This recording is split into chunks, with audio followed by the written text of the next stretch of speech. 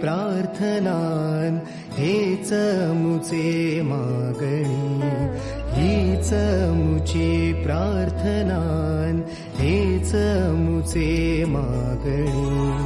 माणसाने माणसाशी माणसा समवागणे,